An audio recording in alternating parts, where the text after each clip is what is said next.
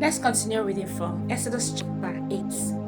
Then the Lord said to Moses, "Go to the king and tell him that the Lord says, 'Let my people go, so that they can worship me.'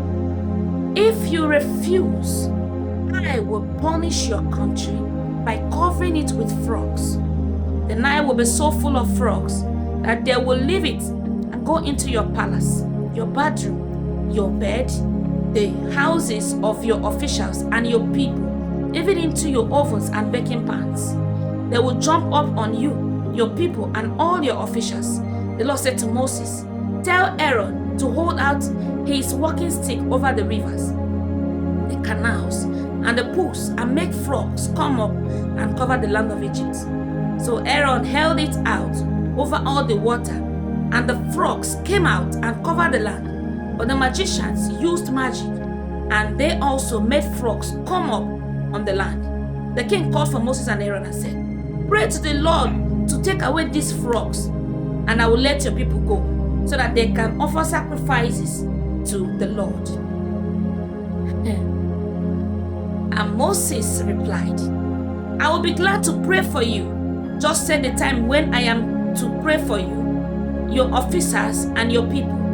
Then you will be rid of the frogs, and there will be none left except in the Nile." The king answered, "Pray for me tomorrow." Moses said, "I will do as you ask, and then you will know that there is no other God like the God of our God. You, your officials, and your people will be rid of the frogs, and there will be none left except in the Nile." Then Moses and Aaron left the king, and Moses prayed to the Lord to take away the frogs, which he had brought on the king. The Lord did as Moses had asked, and the frogs in the houses, the courtyards, and the fields died. The Egyptians piled them up in the great heaps until the land stuck with them. When the king saw that the frogs were dead, he became stubborn again, and just as the Lord had said, the king would not listen to Moses and Aaron. The Lord said to Moses, "Tell Aaron to strike the ground with his stick, and all over the land of Egypt the dust will change into gnats." So Aaron struck the ground with his stick, and all the dust in Egypt was turned into gnats, which covered the people and the animals. The magicians tried to use their magic to make night appear, but they failed. There were nights everywhere, and the magician said to the king, "God has done this." But the king was stubborn, and just as the Lord had said, the king would not listen to Moses and Aaron.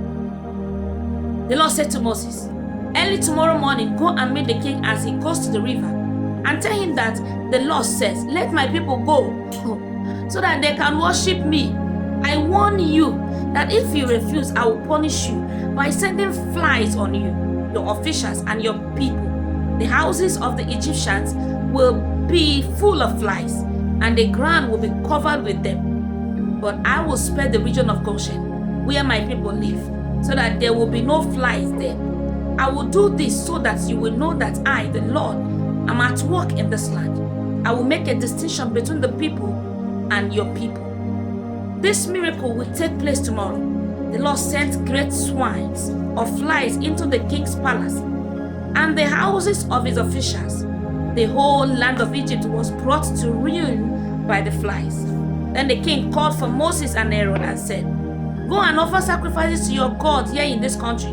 "It will not be right to do that," Moses answered, "because the Egyptians would be offended by our sacrificing the animals that we offer to the Lord our God.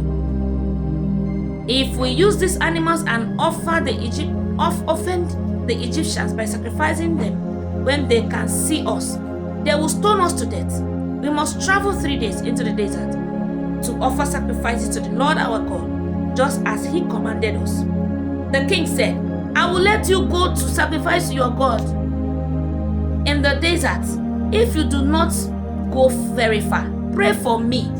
Moses answered, "As soon as I leave, I will pray to the Lord that tomorrow the flies will leave you, your officials, and your people. but you must not deceive us again and prevent the people from going to sacrifice to the Lord. Moses left the king and prayed to the Lord, and the Lord did as Moses asked. The flies left the king, his officials, and his people, only remained only one. The flies one remained. But even this time, the king became stubborn, and again he would not let the people go. Hmm. Hmm.